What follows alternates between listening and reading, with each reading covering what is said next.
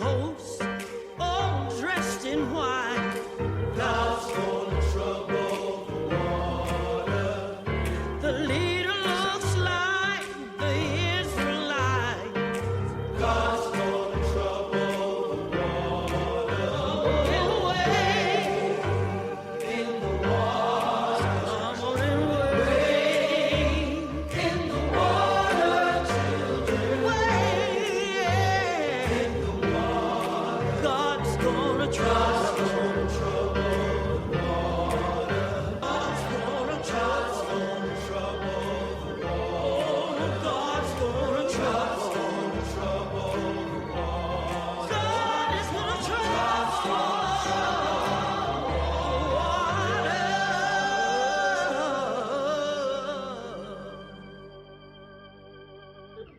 Welcome to part 2 of lesson 4 of our series on who are the real Israelites.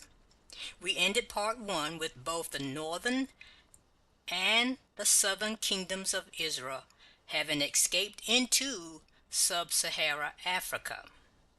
The 10 tribes of the northern kingdom predominantly settled in the southern horn of Africa, and the 2 tribes of the southern kingdom, Judah, settled in the southern, southwest, and central sub-Sahara of Africa. Okay?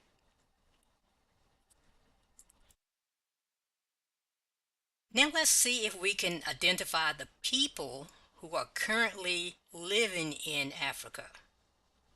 Let's start by first looking at the languages that are spoken in Africa.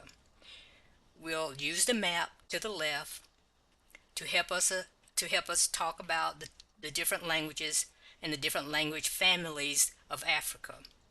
First, we'll go ahead and set up our map that we're familiar with, having our Sahara Desert and the Hamites that populated the area, the northern area above the Sahara Desert. Okay, these are Ham's descendants that populated this area above the Sahara Desert. Then we came down with Israel migrating down into the Horn of Africa, and then Judah migrating into this area of Africa, Central and Southwest Africa, below the Sahara Desert. Okay, so we got our Hamites in the north and Israel, the 2 kingdoms of Israel in the south and central parts of Africa. Okay, so let's see if we can work backwards to see if we can figure out who the rest of Africa was populated by. The Britannica Encyclopedia says that the Bantu people are about 85 million people who speak the 500 or so Bantu languages, and they occupy almost the entire projection of the African continent, meaning this area, the Horn of Africa. They call this area the Horn of Africa. Okay, just a side note, Bantu is not an ethnic identity. It is a linguistic identifier for this group of people. And the word Bantu itself only means people. Okay, so it's not an ethnic group of people called Bantu. It's a group of people that speak the language that's called Bantu. So here we have millions of people identified as people who speak a variety of a certain language, this Bantu language, but they have no ethnic identity. Now, you know, these people knew who they were when they came into Africa. Why couldn't they just keep their identity? They knew who they were. Does that sound familiar? of people not being able to keep their own names, their own language, their own identity. Does that sound familiar?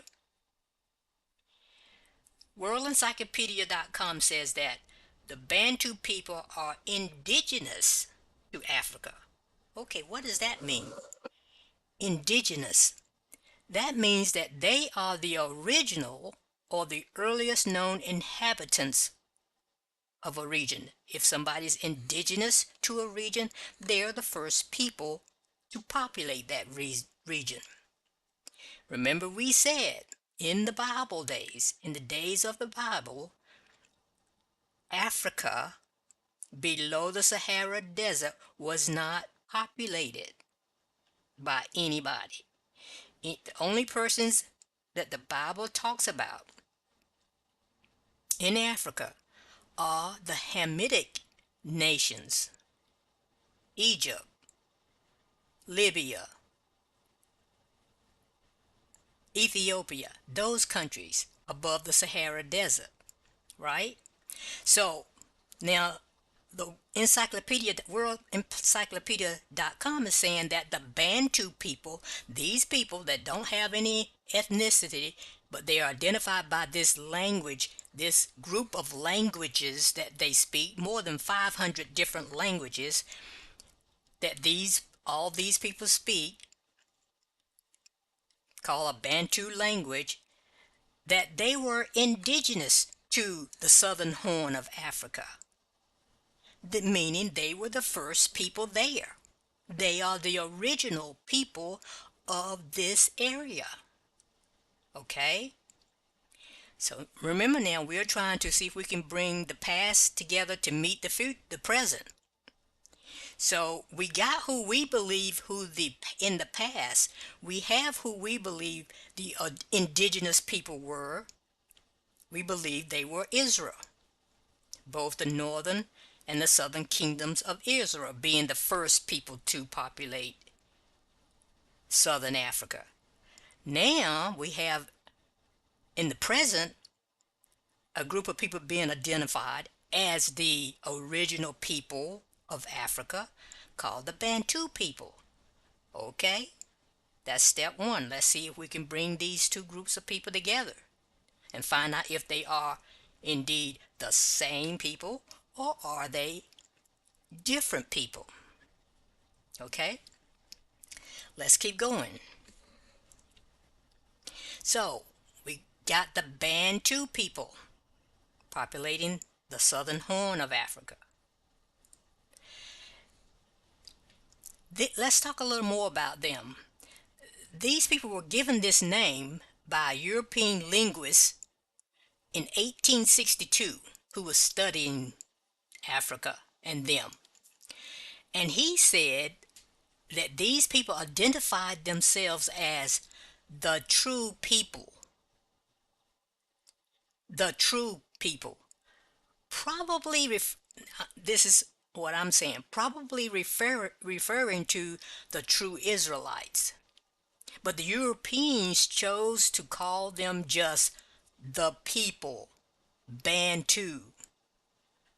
They told who they were, and I am almost as certain as I can be. I am as certain as I can be in my belief that these people didn't just say we are the people. I don't believe they just said we are the true people. I believe they identified themselves completely. And if they had the true people in their description, I'm sure they were indicating they were the true people of Yahweh, or they were the true people of the Torah, or they were the true people, the true Hebrews, or they were the true Israelites. I am almost certain, I am certain within my own soul that they didn't say we are just the true people. Nowhere would you find, I believe, Israel identifying themselves as just the true people. But nevertheless, the fulfillment of scripture that says we would become a byword. What's the byword here? They named them the people, a byword, not who they really were, not calling them by their real name, not identifying them as as their true selves, but the people. WorldHistoryEncyclopedia.com says the process of the Bantu migration has traditionally been seen by scholars as a gradual one of filtering down from village to village through a rather sparsely populated Africa. Well, at least they got that part right. It was a sparsely populated Africa when these people came into Africa. It was not heavily populated. In fact, we believe only in the northern part of Africa was populated.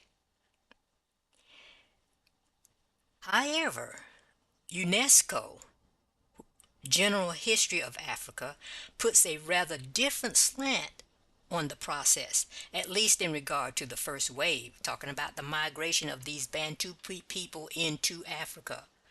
Now, let's take a look. Who is UNESCO? UNESCO stands for United Nations Educational, Scientific, and Cultural Organization. So, UNESCO is a part of the UN, and they did a study, and it was a study that they went and did a historical study of Africa in this project, and the project took 35 years to complete, and the cooperation of more than 230 historians and other specialists. So the United Nations conducted this in-depth study trying to get a true history of Africa, its beginnings, all the way from its beginnings to the present day. Took them 35 years and over 230 historians working to figure this out.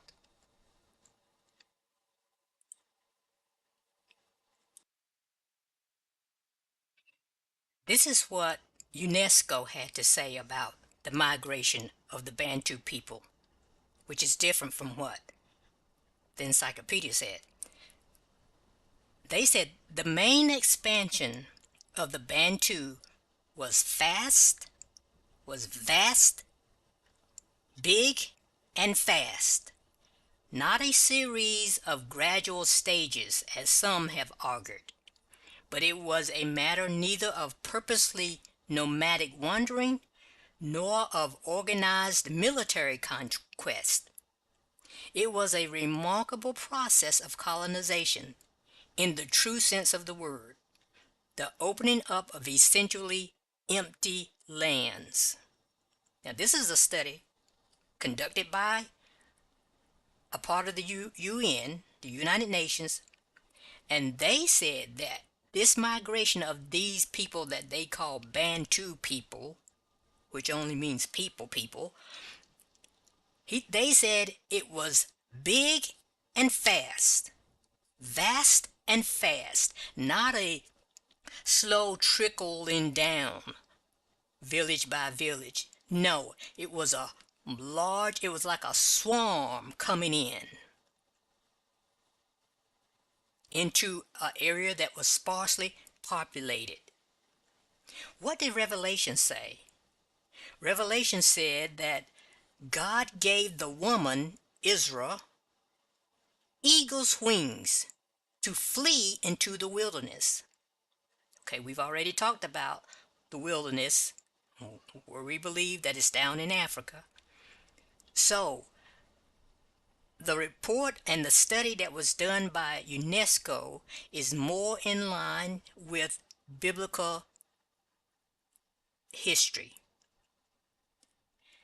It was big and it was fast. When the 10 tribes decided we're going to flee from the heathens, when Assyria was distracted with fighting Babylon, they agreed that they were going to leave and go into a place where man had never dwelt before. And they did it all together and not trickling down like it was nomads wandering around from place to place, moving their tents from place to place. No, this was a rush of a large group of people moving into a sparsely populated area called the wilderness in Revelation. Okay? So, the next two largest group of sub-Saharan Africa, the next two largest group of people is the Igbo and the Yoruba groups. The Igbo people are mainly in southeastern Nigeria and speak Igbo, which is a language of the Benue Congo branch of the Niger Congo language family. It includes all the countries in Central and Southern Africa, totaling at least 500 million people. Central and Southern Africa. So it's all this area. This is the area of Judah, mostly Judah, and going some down into this area. All right, so you got the Igbo people and the Yoruba people. Again, identified by a language. But they were in the sub-Saharan Africa and they were mainly in Nigeria, right? And Nigeria is right around here. Nigeria, okay? The Yoruba language is spoken by more than 20 million people in southwestern Nigeria and parts of Benin and Togo. There are 700 languages spoken from eastern Nigeria across the rest of Central, Eastern, and Southern Africa. Okay, you look at all these different languages that are spoken. I mean, that's just unreal. So many different languages. What happened for all these people to be ended up speaking so many different, it's like different dialects of a similar language? Okay? Africa has a population of 1.5 billion people. It's the second largest country in the world to India, population wise. Okay? So you got all these people speaking all of these different languages. But the most widely spoken languages of Africa are Swahili, spoken by 200 million, Yoruba, spoken by 45 million, Igbo, 30 million, and Fula, 35 million. And they all belong to a Niger Congo family of languages. Okay, so the language seems very complicated. So we're not going to get bogged down in this language issue. Okay, so let's keep going. So we got Judah with the Igbo and the Europa, and we got Israel, the 10 tribes with the Bantu people. All right. So all these languages have been studied, and it was determined that for most of them, basically linguistic elements can be traced to having common links to the Hebraic language.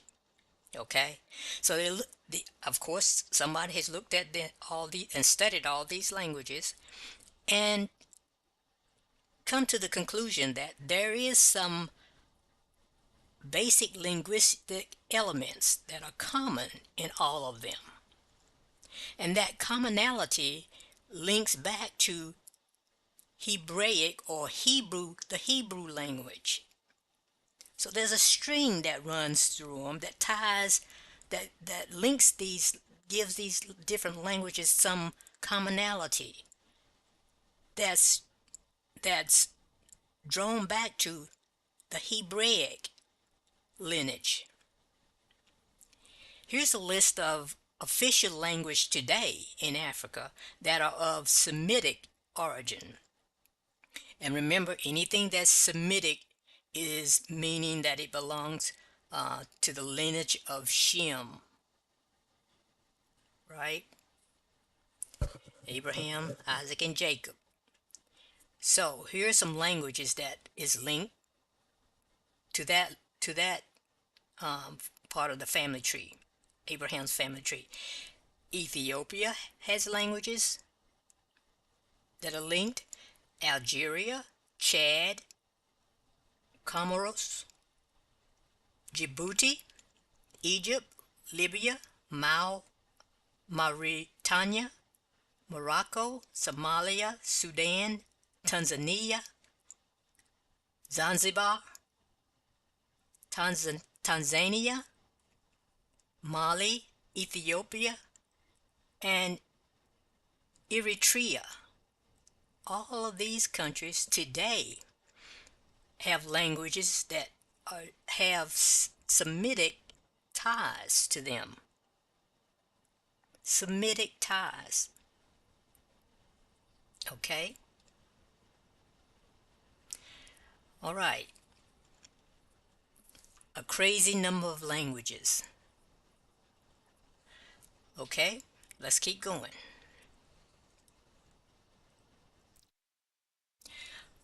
Then also, there are the group of people called the Limba.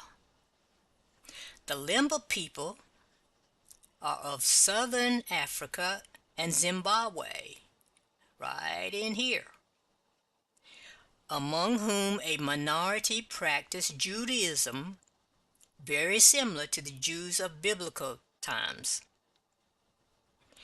According to encyclopedia.com, genetic testing has shown that the Limba share several characteristics with Jews, including a particular marker on the Y chromosome called the Cohen model haplotype. The word Kohen means priest, so making them in the lineage of Moses and Aaron. Who was Aaron? Aaron was the priest, the high priest of Israel. So these Limba people, DNA testing has already been done, and it is established that they have the genes of the Israelites, particularly the of the priest lineage, the priesthood, Moses and Aaron. Okay? All right. So, the effects of the Bantu, which is the largest group, and they don't just stay, I mean, it's not like only Bantu are here from here down, and only Yoruba and Igbo are here up. They bleed over into each other's territory, which is always the case with people. You're never going to get 100% of a people staying within their particular boundaries. Okay? But the effects of the Bantu migration included the spread to other parts of Africa of new technologies like iron tools, farming techniques, pottery making, new foods, language, and an increase in people living together in villages. Okay? These were not just, um, kind of dumb people that were moving around. These were very intelligent people that were skilled and had lots of different skills in working with iron, the different metals, pottery, farming, and brought um, they brought innovation to whatever area that they were living in. That's one reason why so many countries wanted them as slaves, wanted them as servants. They were skilled people. They were learned people. And so they were an asset to anyone that they were um, in contact with. All right, let's keep going. Although there seems to be many different people, groups, and languages in the sub-Saharan Africa, it's been determined that a concentration of a distinct gene type among all these different groups exists, and it's called the haplogroup E1B1A EM2, and that's a gene type. So these people are genetically connected. They seem to be very different because they are so different with languages, but genetically they have been studied and found that there is a connection between them with this particular gene that's been found to be present among all of them. The map to the left here that I'm pointing to, the hues of blue indicate the density of this distribution of this particular gene throughout Africa, the sub-Saharan Africa. Okay? From this map, it can be concluded that all these people share a similar gene pool with a heavy concentration of that haplotype in the African slave coast areas. The African slave coast areas. Remember, this is where the slave coast was. Southwest Africa was the African slave coast. All right? So there's a heavy concentration in this area, the slave coast area. This is the area that Judah was located in. This is the slave coast. Now, the Horn of Africa was not the area that slaves were taken from. That is not to say that there were no slaves gotten or stolen from this area and taken here. But this is the area of Africa where most of the slaves came from. They were taken from this area. Nigeria and Ghana. Here's Ghana right here. And Nigeria is right here in this area. So these were here is where Ghana is where the door of no return. I'm sure you've heard that story about when a slave went through that particular port door. It was known that he would never return again to his homeland of Africa. It was the door of no return. And it still exists today as a tourist area. In Ghana is where that was. And again, like I say, the heart of the slave trade. Okay?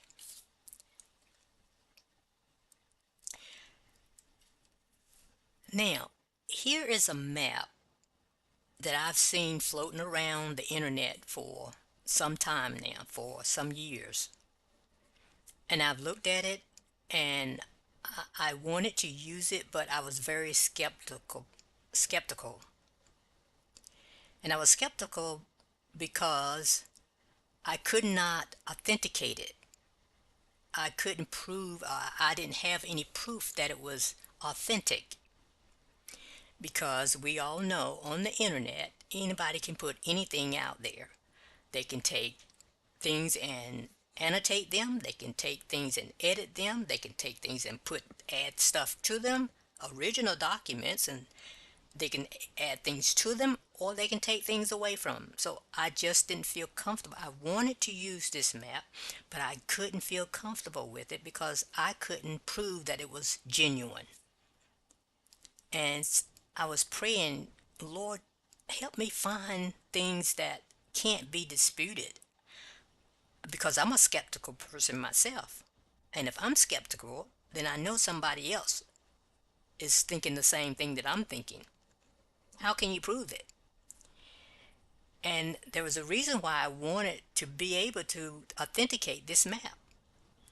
And then one day, in all of my studying and researching, I happened to stumble across that this map is in the Library of Congress.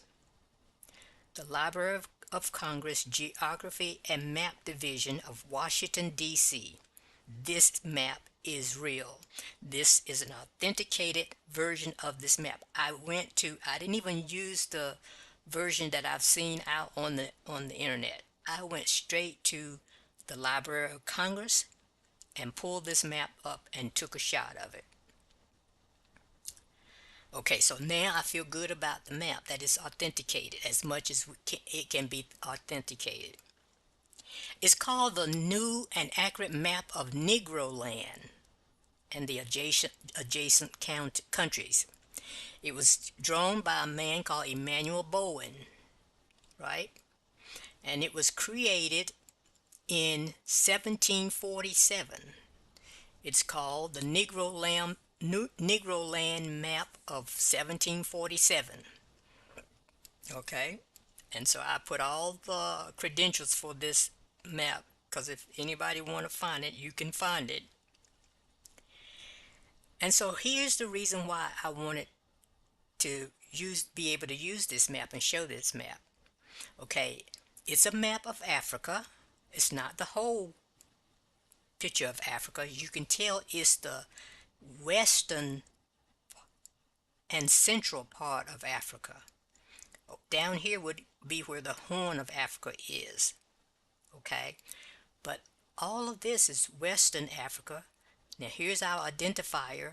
Here's the Sahara Desert, right? So we know where we are, because that's one of our landmarks, and we know that above the Sahara Desert was the the countries where Ham's descendants settled, and below the Sahara we have been saying that Judah, the two tribes of Judah, settled this area, right? And that the 10 tribes would have been over here in the Horn of Africa if the map continued. But what we want to look at is over here on the side where Judah settled. So we got the Sahara Desert here, and then we got Negro land down here. This is where Judah settled, and it's called Negro land. Map 1747, that's what they call it, Negro land. Now the word Negro just means black. It's Italian or Spanish for black, the word black, negro. Okay, so it's called Negro land, black, the black land, black people. All right, now you see my red circle here. This is the area that I want you to focus on this map. So let's do a blow up of this little area right here that I want us to focus on. Here is a blow up of that area. Okay, this is the area that was in my circle. Now I've got it in this rectangle.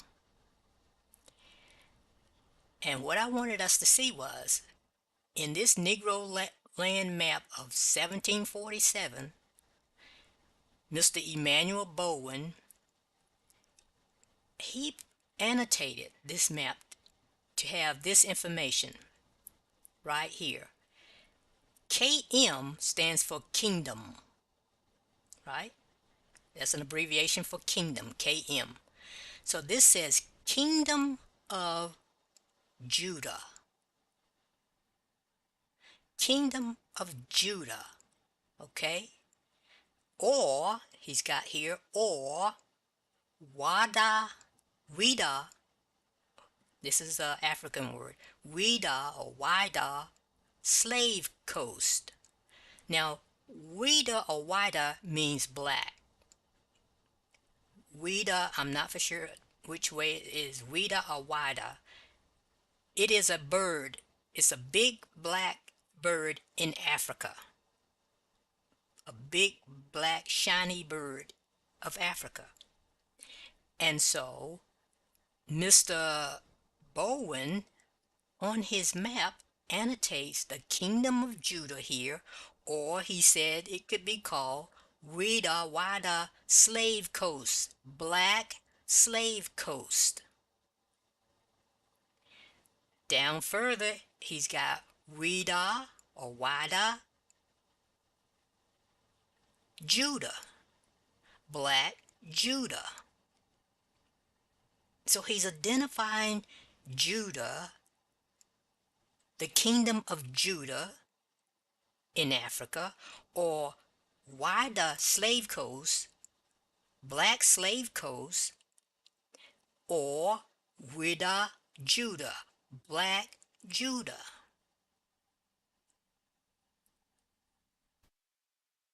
What I wanted us to see. This choreographer, that's a person that draws up maps. He has a country area called the Kingdom of Judah. And it's in the area of Nigeria. Nigeria, which was in one of the main ports of the slave coast. Okay? Let's look further at this map because he has some further annotations on it. He's got some little symbols here. This little symbol and this little symbol. And then he's got some letters. He's got an F right here by this little symbol. And he's got an E right here by this symbol. This symbol is bigger than this symbol. The symbol by the E is bigger than the symbol by the F. Okay, and there's one other word on this Judah map that I didn't tell you what it means. This word right here is Spanish. It means abrir. Abrir. That word means open. What is he talking about? Open. These two little symbols are open. Let's find out what those symbols are. So, these are the two little symbols. One is bigger than the other one. They are called he calls them factories. Factories. And what are they? They are slave factories. They are ports, slave ports. And he calls them factories on his map. Isn't that nice? Okay, and then the letters that came after each one. He gives notation of what they mean. He said the letters E, F, D, and DK that he annexed next to the names of places on the coast, they denote those places to be factories belonging to the English for the E, French for the F, D for the Dutch, or the DK for Danes. All right, so let's go back to our map. So the big factory had an E next to it. So that means that's an English factory. And the F, the little factory, that means that it's a French factory. A French port, slave port, an English slave port. The factories were open, arrière. Okay? So, this is Judah. This is Judah in Africa. When I saw this, I said, oh my Lord. You know, I was not looking to find what would be called a smoking gun in this study.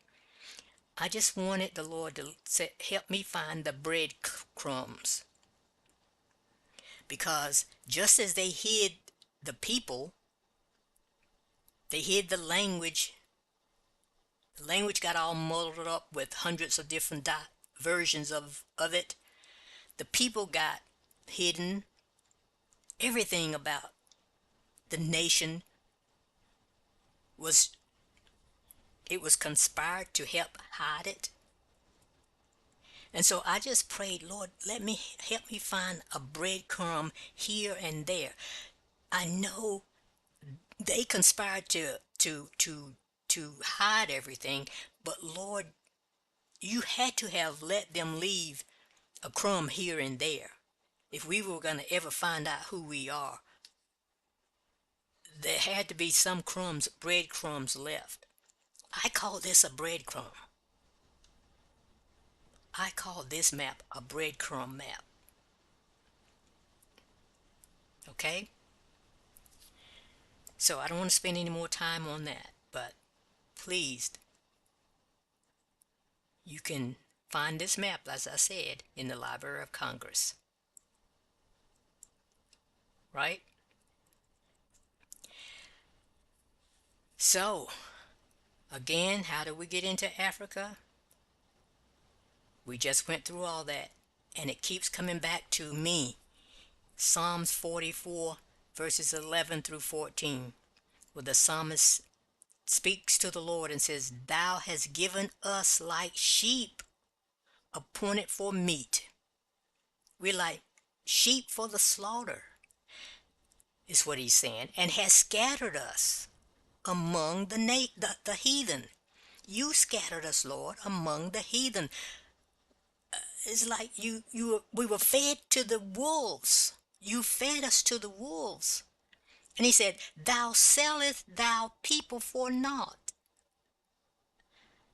The psalmist, speaking to the Lord, said, Thou sellest, you sold your people for nothing, and does not increase. You didn't even increase your wealth by their price. He said, Lord, you sold us, and you didn't even get a good price for it. You didn't even try to increase your wealth when you sold us. So what does that mean? This was not a wealth proposition. This was not a money proposition for the Lord. He was not looking to gain anything from this.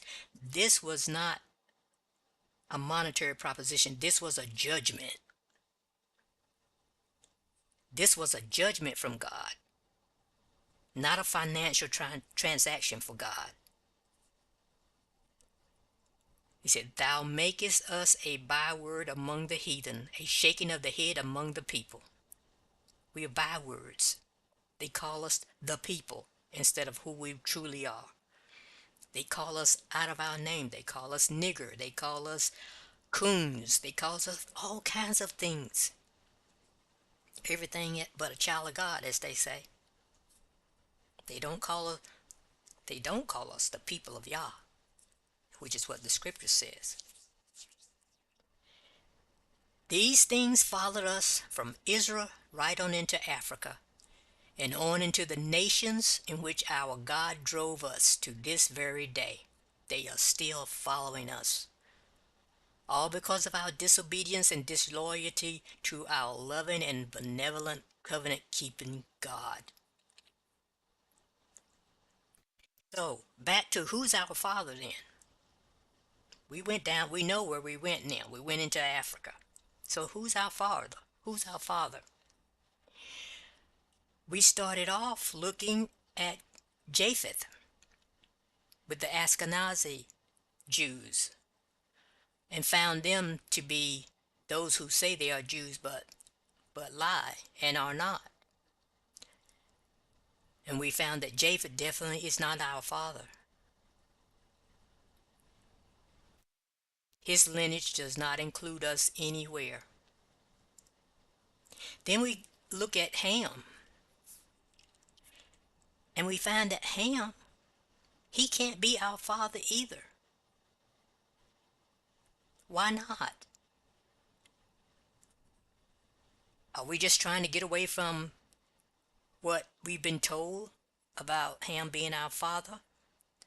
The history that we've carried all our lives, that he's our father because he was cursed and turned black, and he's the father of the black people. So now we just trying to get rid of that curse, that burden, and say, no, we are not of Ham's seed. No, that's not the reason we are rejecting that lie that we are Hamitic. We can't be Ham's. None of Ham's descendants were ever sold into slavery. How can we be Hamites? Find for me in history where the Ethiopians were sold into slavery. Find for me in history where the Libyans were sold into slavery. Show me in history where the Egyptians went into slavery. We can't be Hamites. We would be a contradiction of prophecy if we were Hamites. Or either we wouldn't be Judah if we were Hamites, that's for sure. But we are the people that went into slavery over 200 years and were oppressed for 400 years. We be that people. Hamites are not that people. The Ethiopians will tell you, no, we ain't never been into slavery. The Egyptians will tell you, no, we've not been into slavery for 100 years or 200 years. The Libyans, no, we've not been in slavery. The Nigerians, no. They've not gone into, the Hamites have not been in slavery. We cannot be Ham's children.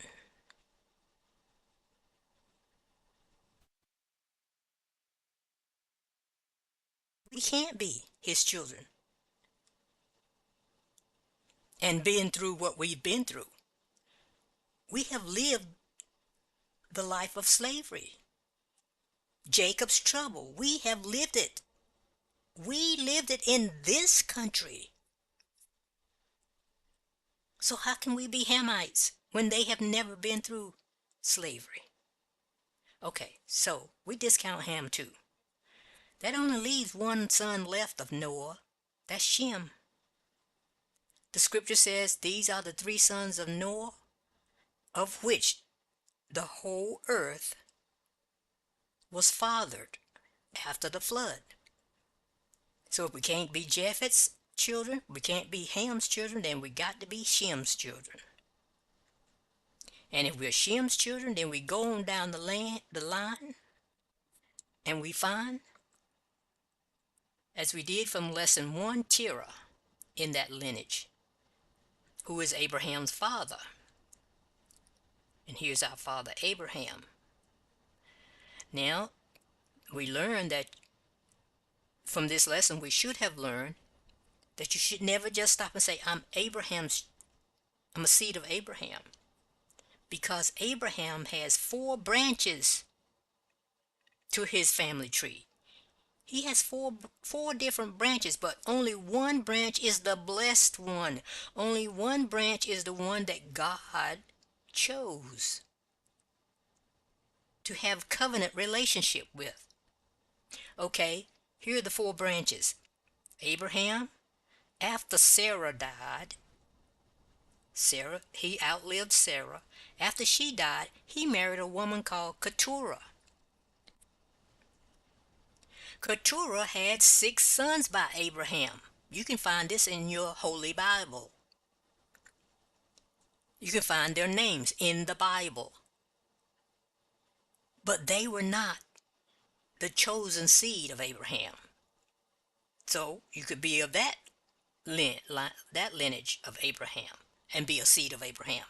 Also, Abraham had a wife by, by who was Sarah's servant. Sarah had a maid servant named Hagar. And when Sarah got impatient with the time that God was taking to give Abraham the son that he was promised, she wasn't conceiving. She told Abraham to take her maid Hagar, who was an Egyptian woman. He told her to take her and and be with her so she could give him the seed. Well, she did have a son. His name was Ishmael. Ishmael had 12 sons by Hagar, the Egyptian.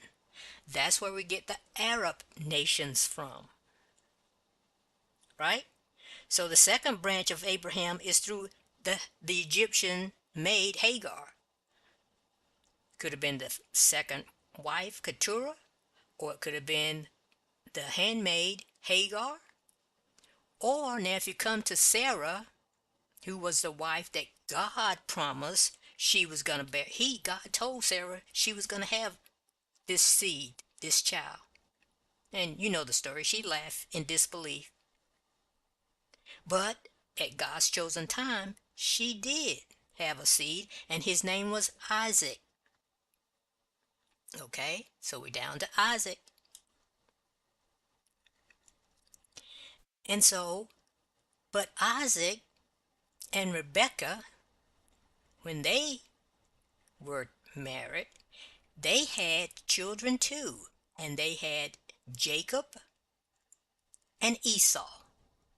They had twins, Jacob and Esau. So that makes Esau is the third branch of Abraham's tree. So you could go down into Esau's branch, and that is not the chosen seed either. So those are the three branches that are not the chosen seed: Esau, Ishmael, and Keturah's children. But the chosen seed came through Jacob, right? And then Jacob had 12 sons. The 12 tribes of Israel came from Jacob. So you might say, so why y'all just want to be of the tribe of Judah? You want to be of the tribe of Judah because that's the tribe that Jesus came from. No, no, that's not how we came to be from the tribe of Judah. We came to be from the tribe. The reason why I believe we are from the tribe of Judah is because what happened to Judah happened to us. Just got through talking about the slave coast, the slave trade. It happened to Judah, not the 10 tribes. Not the 10 tribes. The 10 tribes were outcasts. The scriptures, and I'll read the scripture in a few minutes. It says they were outcasts, but Judah was scattered, dispersed. Judah wasn't just kicked out, they were spread out. They were like flung out, dispersed to the four corners of the earth. That's how we know we are of Judah and not one of the 10 tribes. The 10 tribes were not scattered to the four winds, the four corners of the earth. That didn't happen to the 10 tribes. Yes, they went down into Africa, but they weren't the group that was dispersed from Africa to all over the rest of the world. That was Judah. And if we are the people that were in that group of dispersed people all over the world, that's how we identify with Judah, because of what we have been through, because what we identify with. And what we identify with is what's in the Bible, spoken of the tribe of Judah. Therefore, that's how we know who we are. That's how we identify who we are. What the word says happened to Judah happened to us. Okay? Judah, that's us. And not Joseph, not Dan, not Gad, not Zebulun, none of these other 10 tribes. No, Judah is the one that was dispersed to the four winds. Okay, we'll talk about that some more. Let's keep going. All right. In Africa, let's look at the people who helped hide us while we were there. This is a map that shows the colonization of Africa. The colonization of Africa. What countries were so interested in Africa that they were willing to go there and subjugate the people that were there? And we'll talk about the reasons why they came and the reason why they colonized. Okay, look at all the countries that own pieces of Africa and its people and its resources. We got France in the light green. Look how much they colonized. Lots of places. The French. And then the next was Britain, the orange. Lots of places. The British, by the way, remember on the map, the Negroland map showed that this area and this area where the slave coast, Nigeria and Ghana, that's Nigeria is right here and Ghana is right here. It was the British. It was the British that sold us to the Americas. It was Britain. Yeah. The Germany is the purple. Portugal, the dark green. Not as much, but still there, down in the Horn of Africa. Okay. Italy, the red. And Spain, the blue. Okay, these are the major conquerors, the major colonizers of our people in Africa. The only place in Africa, the only country in Africa that's never been colonized is Ethiopia. Okay? It's the largest country that's never been colonized. There's another little country here, but Ethiopia is the main country that's never been colonized. Okay, these are all the Europeans that gave the African nations the names that they wanted them to have, both the people and the countries.